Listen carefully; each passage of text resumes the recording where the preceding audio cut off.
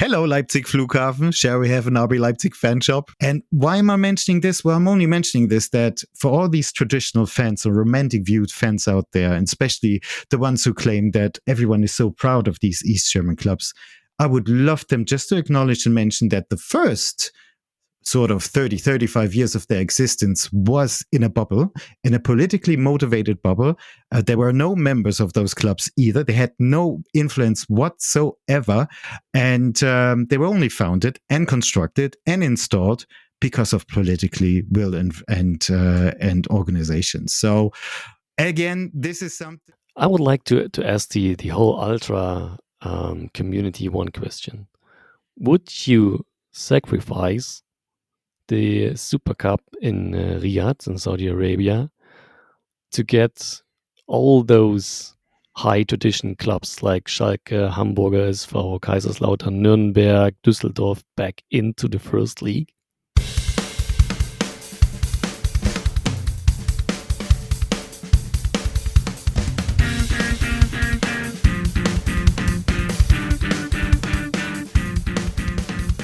And welcome to RBLE Global Tracks Leipzig's fresh RB Leipzig podcast in English. This one's brought to you by Richard and Mario.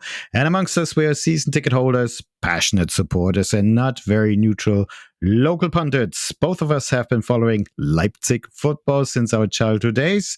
So if you want to hear about RB Leipzig, capture the mood of the fans in the city, and if you want to go beyond numbers and statistics, you are in the right place. We're delighted to welcome you on board. Let's go. Auf geht's, Leipziger Jungs. Hello, Richard. We're late. Hey, Mario. Yeah, we're late this evening, but good to see you back in your living room on the camera. Connection is much better than it has been last week, and I'm very delighted for the next show. So kind of you. Yes, we're back. Lufthansa strikes have kind of screwed up our travel plans, so we're a day late, and I'm still trying to get back into our time zone. But jet lag can be fought with a nice cup of coffee. So I'm going to be awake for the whole night. Richard, what are we going to talk about today? Yeah, we're going to a brief review of our last match versus Gladbach. Then we don't have club-related news because you prepared something about the latest development in terms of the allegedly cancelled or maybe officially cancelled negotiations with a potential league investor. And of course, we are looking forward to our match at Bayern München against the Bazis Saturday night, 6:30. Brilliant. Thank you very much, Richard. So, a lot to talk about. Let's just get started. I know you were inside the stadium last Saturday following the events of RB Leipzig versus the Traditionsclub seit 1900, Borussia Mönchengladbach. Die einzig wahre Borussia, because they were founded in 1900 and not 1909, like the Bumblebees out of Dortmund. But we are also founded in 1909. No, sorry, in 09. 09. Yeah, but nobody will care in 300 years' time. That's right. This time, I had a seat in the Sector C, which is the opposite of the main stand. And, every time you are there, this is quite common that there are a lot of fans from the guest team, away supporters, Gladbach, all around me, Gladbach fans. But to be honest, they were very, very kind. So because I was looking for a seat because, it wasn't the original seat I have booked because I had your season tickets, and most of our listeners might know that your seat is behind the goalposts. But I decided to take another seat to sit with Christian, a friend of mine. Change the perspective. Yeah. Oh my God. And there were a family from Mönchengladbach, and they got 2 seats too many because 2 kids of them couldn't come with them. And said, hey, you can sit right next to us, no problem. And so we had 2 seats next to each other. That was pretty cool. And so we were really, really excited about the game and had a nice little chatting with our new neighbors. But as soon as the game starts, we found out that something strange happened. So because usually the game starts and the chants coming from the sector B and the chants are coming from the away supporters. But with the beginning of the game, the stadium was literally quiet, and he was like, "Okay, there must have been something." And it took a while, nearly until the end of the first half, until rumors reached our stands beyond, beneath the roof, that there was some kind of medical emergency in the B sector, and that unfortunately the supporter of RB Leipzig had passed just before the beginning of the game. And yeah, it's a very, very sad moment if you realize that you're in the stadium and having fun, and some other guy who is like 40, 50 meters away from you just passed out from this world. And football suddenly becomes much less important than it was when we entered the stadium. So yeah, basically that's my main impressions from the game. Although we took away the 2-0 win and was very deserved. Although if you look at the numbers and statistics, you will see almost equal stats in ball possession and played and completed passes and shots on target and so on.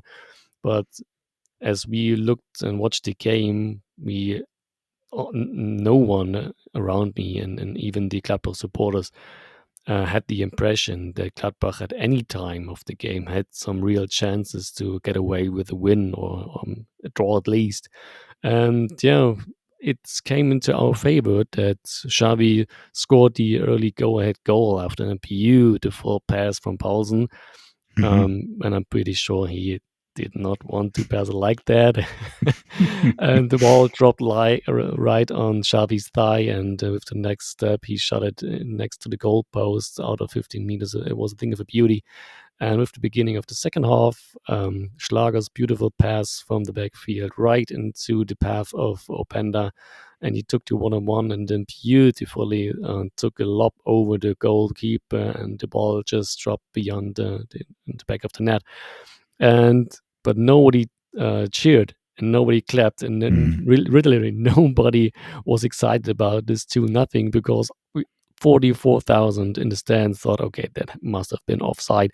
And as soon as the ball didn't came into play after that with a free kick for Gladbach, and the ref just took his hand to his ear to make clear that he had something from the VAR going on, and it took like 4, 5, 6, 7 seconds, and suddenly I recognized, and of course all the people around me, hey, if it does take so long, there must have been something. And if it would be clear offside, then the game would have continued anyway.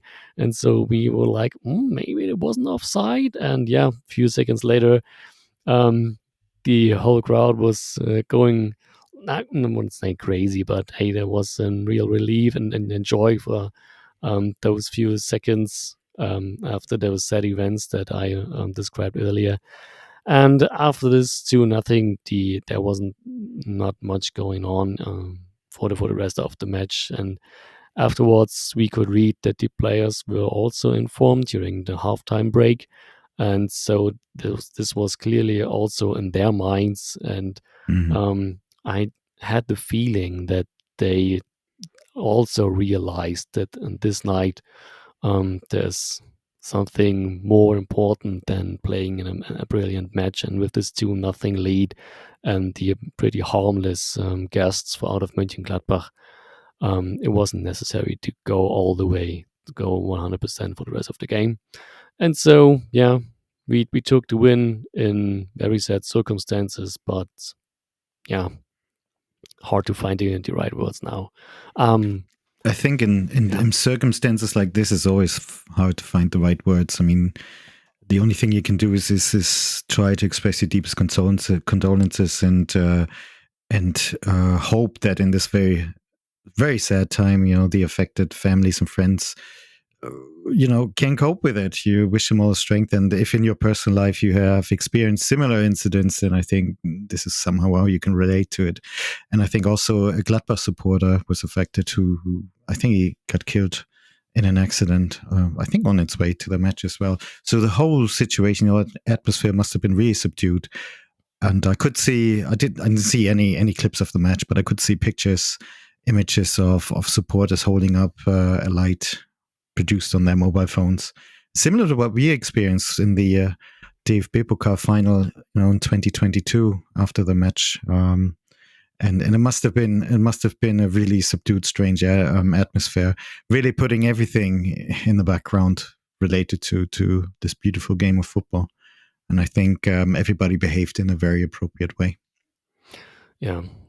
So much to Saturday. Let's go on to our next topic. But before you are be the man who will explain something, how do you see or how you recognize these developments in terms of the potential investor? I would like to shoot out. This was a goalie does sometimes. Sometimes I would like to shout out on a listener of us. During your stay in the United States, I had some small chatting with one of our listener, and this one goes out to RasenBallsport RB on Twitter. And he wrote a message, and he said, "Hey, thank you guys for making this show, but there's one thing you not really showed correctly in terms of how we could advance into the quarterfinal in the UCL." On our second leg match versus Real Madrid. He said even a 1-goal differential win would be enough if we then finish them in extra time or penalty shootout. Of course, this is correct. So thank you. Wonderful plan. Thank you for your message. Thanks for listening at RasenBallsport RB. Yes, really, thank you very much. And he's right. This is a possibility. And why not try to believe in it? You never know how this goes. It would be the greatest upset in this year so far in the Champions League. And why should we be part of it? Yeah, maybe I left this out because our lads didn't shine in converting penalties recently. So. I almost said Emi is now playing for New York, but I'd rather not make that comment. Maybe they practice a little bit more. Who knows?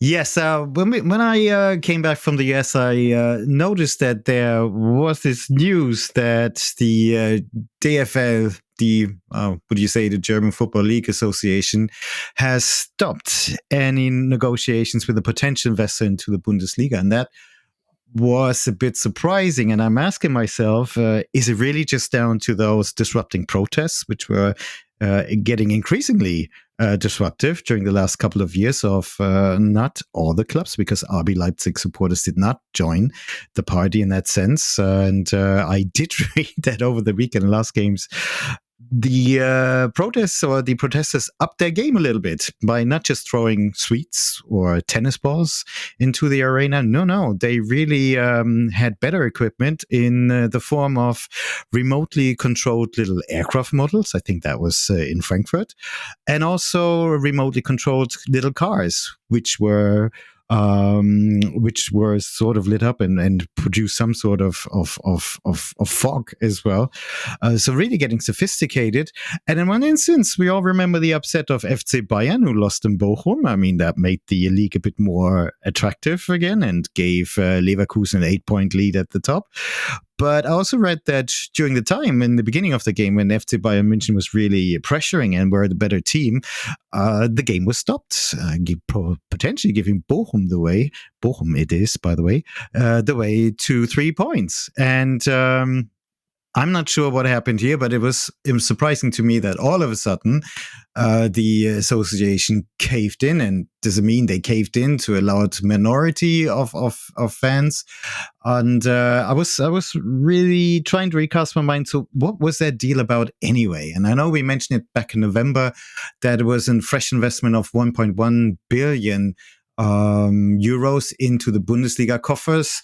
that would come into, but what would the Bundesliga do with it? And I think they were planning to create some sort of digital platform which had the function of being an international fan shop for supporters around the world, but also allowing for subscription for streaming, I think analog to the NFL or NBA Game Pass.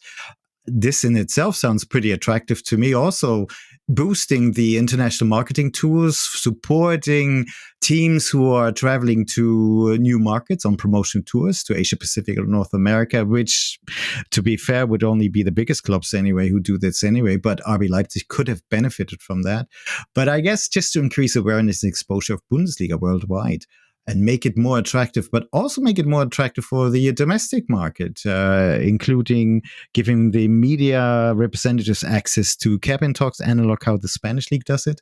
So, but I think they were also trying to prevent any illegal streaming of Bundesliga matches. So, but I know, Richard, we kind of were talking about what is actually in for the investors. And I read up on the ZDF Heute website. There was an article published on the 21st of February, so that would be yesterday. And they try to explain that this 1.1 billion euros wouldn't be paid at once. It would be over several installments, but it would be similar to sort of 50 million investment per annum by the investor. And they would get something in the area of 88 million per year. So they would get more money out of it, and especially from the first year, than they actually put in. But what was also interesting, I never watched that episode. There is a German talk show called Hart aber fair, and apparently this was the topic for this week as well. Well, they had some, I don't know, self-proclaimed experts trying to take the traditional fan side, but also one of the representatives of Hannover 96 who apparently didn't vote the way the members of Hannover told him to vote in this when they were voting about this Bundesliga or the possibility of an investor to come in. And apparently somebody actually mentioned as well of these maybe self-proclaimed investors and the fighters for the romantic traditional football clubs, that RB Leipzig is not really an East German club. And I have to say, yes, of course, RB Leipzig is regionally in East Germany, but not a traditional East German club, because they never played in the top tier of the East German league, which was the DDR Oberliga. So, because it was invented and installed in 2009. However, it was also said that in East Germany, people are proud of these East German clubs like FC Hansa Rostock, Dynamo Dresden, 1. FC Magdeburg. And yes, they have a history.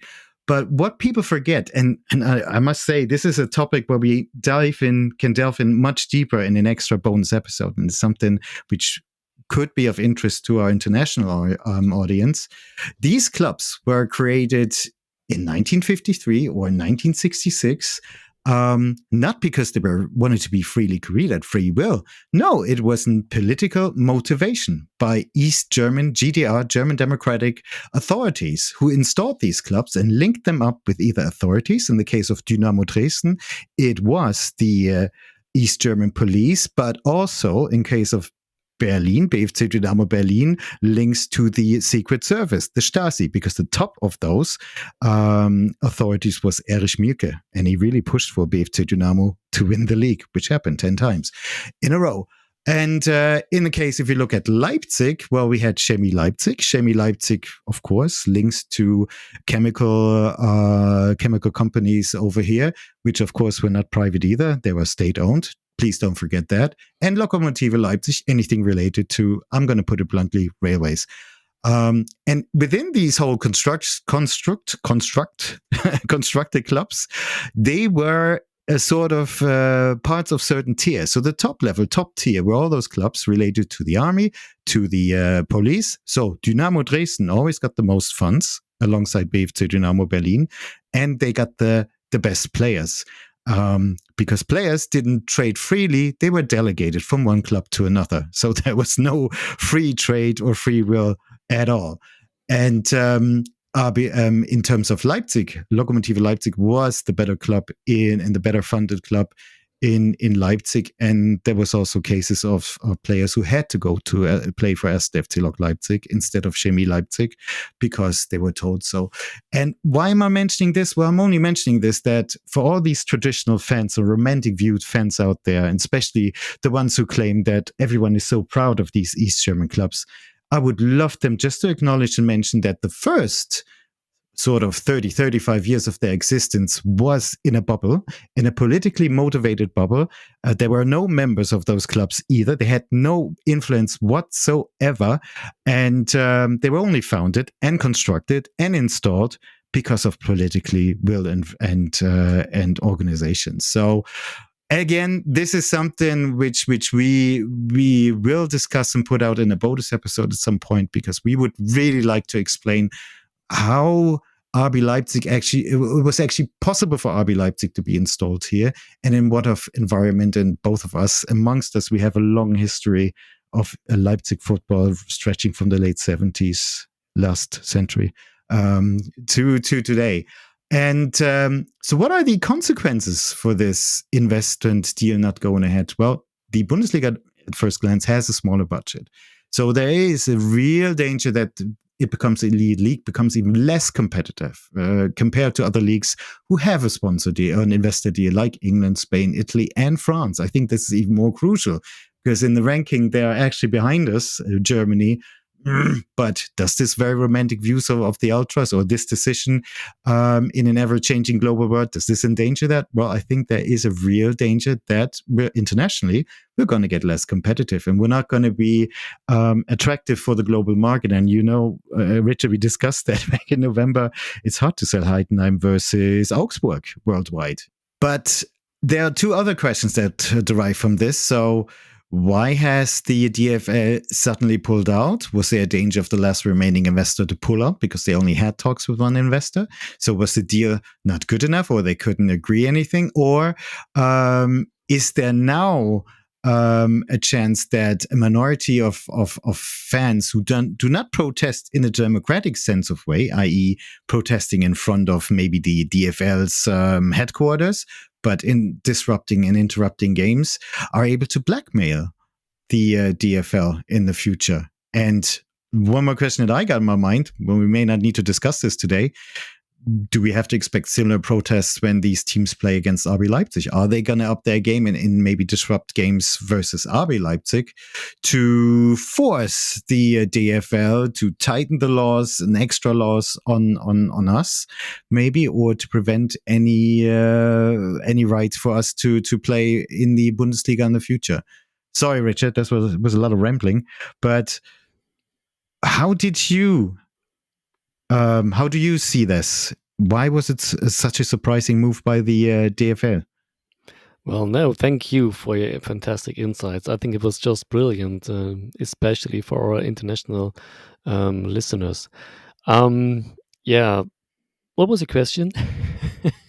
What time is it?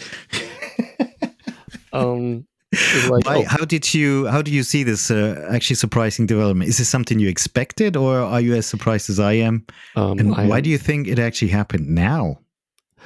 Well, yeah, I was quite surprised when I read that there's no negotiations come to this sudden end, and to me, I don't know what's the reason, and I guess no one will ever know for sure. So now it's part of the game, I guess, that the ultras, the minority in the stands, are now claiming this as a success for themselves. So because of their protests, now those negotiations come to an end. But on the other hand side, I think it's fair possible that this deal just wasn't good enough, or that those potential investors recognized that he's the only one to be in this party. So he maybe came up with some demands that the league wasn't able or wasn't willing to commit or to provide. So we will never know. And I'd like to add some thought to everything you said, and you mentioned those traditional loving fans and who are against anything in any form of capitalism or some kind of investments into their traditional sports. My hot take is if the league would have opened itself and would have dropped the 50+1 rule like 15 years ago, RB Leipzig would not exist. So this is Really? my hot take. Yeah, Really? because yeah, I'm convinced, because let me explain this a little quick and then go ahead to the Bayern Munich match.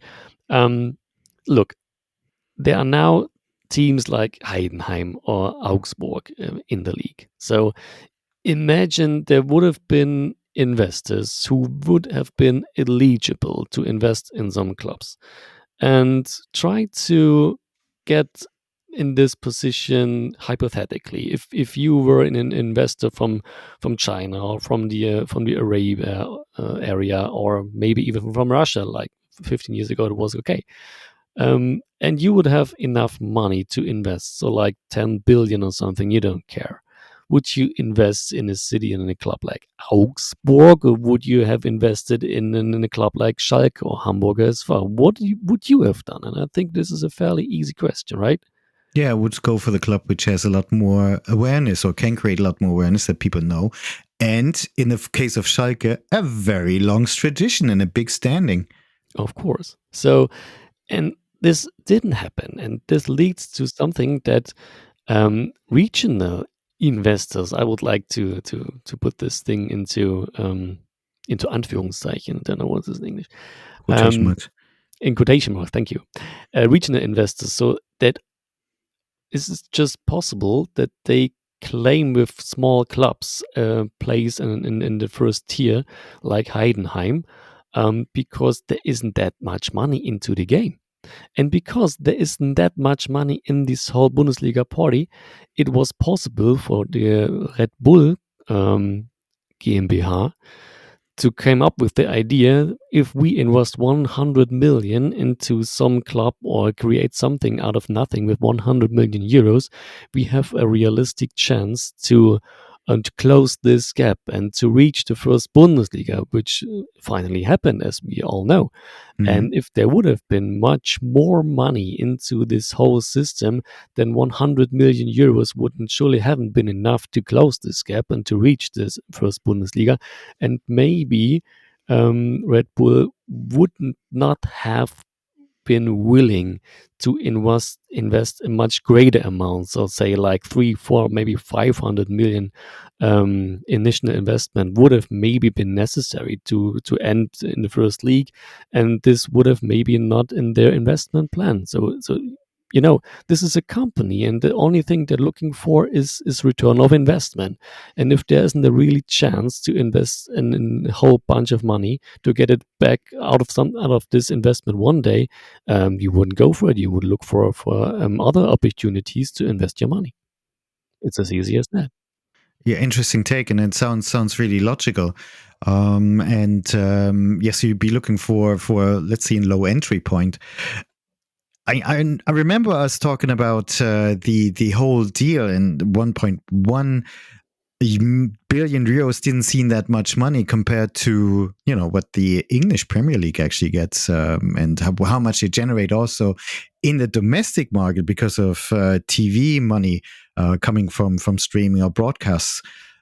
So you might be right that the investor deal for the investor is not that attractive, and plus interesting addition you made in terms of those clubs who are involved, and it is a hard task to sell some of those games, and I don't think we have enough of these matches where you really have giants clashing with one another. If I think of England, I can think of a whole number.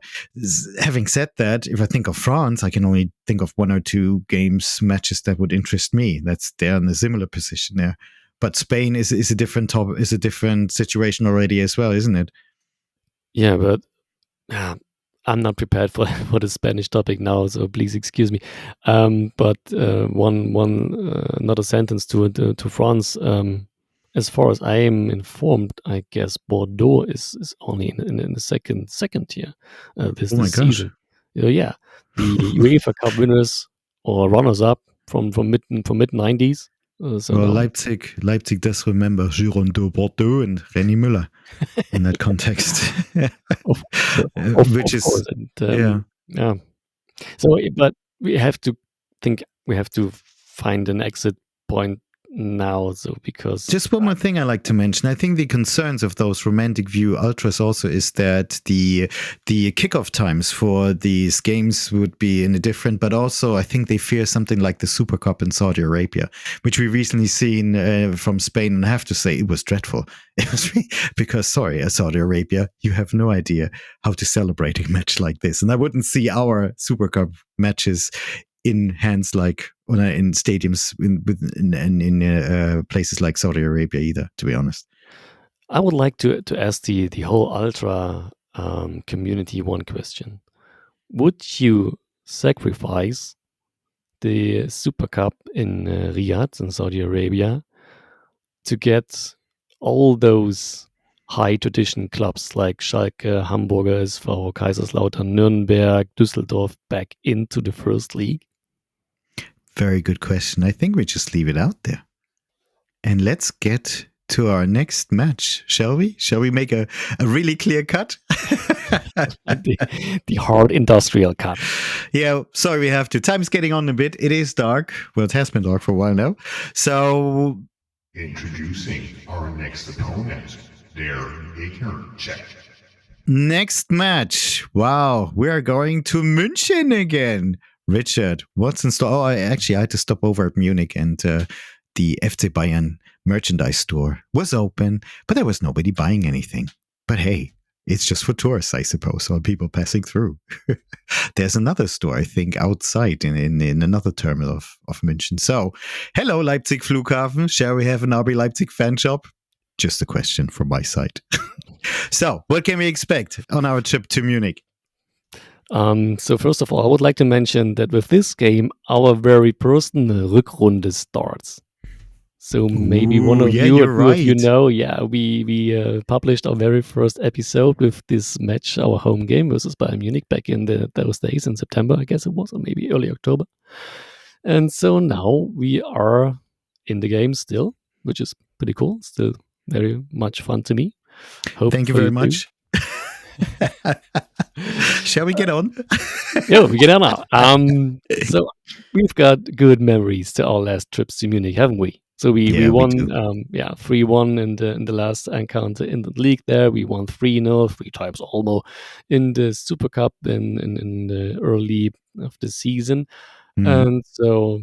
And Bayern obviously isn't in that good form as they always been, or maybe have been for the most of the time for the last 10, 11, 12, 13 seasons. So they lost now 3 competitive matches in a row. And already, or was it only 2? No, 3. No, already. Okay. 0-3 at Leverkusen, 0-1 at Lazio Rome, okay. now 2-3 at Bochum. It's the first time since May 2015 they lost 3 consecutive matches. Danger. So now I would like to ask you a question. What did you in October 1991? Sorry, what happened? What were you doing in October 1991? I was much younger and I had loads of fun.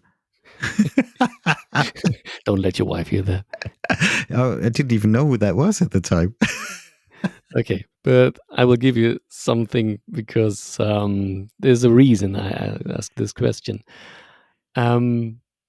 If we are going to win in Munich, which I'm convinced, it would be the 4th loss in a row for Bayern Munich, and the last time they lost 4 in a row, it was back in October 1991, so almost 33 years to today. Jesus. So it's time for making history again. So I think it's fair for any club in the world to lose 4 in a row like 3 times in a century, isn't it? I mean, yes, I think they can get away with that. Plus, I remember that season for Bayern Munich was a very tough one, wasn't it? There were times when they really stuck in midfield.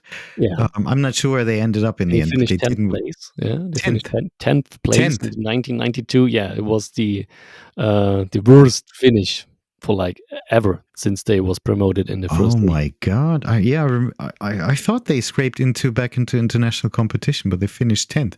Okay. And if you look, if you take a look at the opponents, who they lost to back those days, it was pretty funny because Hansa they lost Rostock. one. No, Augsburg wasn't invented, I guess. Back Hansa those days. Rostock.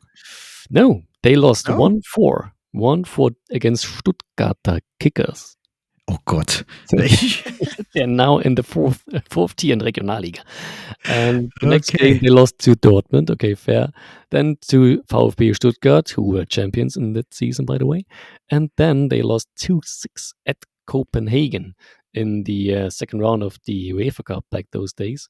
And it was, and you mentioned it, it was those good old days where like 11 Danish players played for Copenhagen, and I guess 10 Germans was on that pitch for Bayern Munich, besides Marcinho Oliveira was the only one who didn't have a German passport or a Danish passport in those matches. So yeah, that was the last time Bayern Munich lost four in a row. What makes you so optimistic about Saturday for RB in terms of RB Leipzig getting all 3 points? We need them. We definitely need them. Yeah, so obviously there's something not right in this Bayern Munich squad. Mm-hmm. So they didn't play well against Leverkusen. Okay, fair, Leverkusen is a top side this season.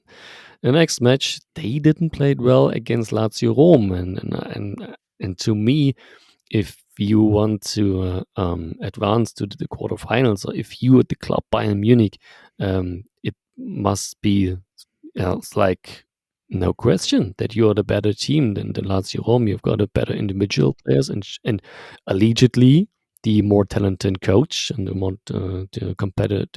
more competent manager. So why weren't they able to put all their qualities on that pitch that night? I don't know.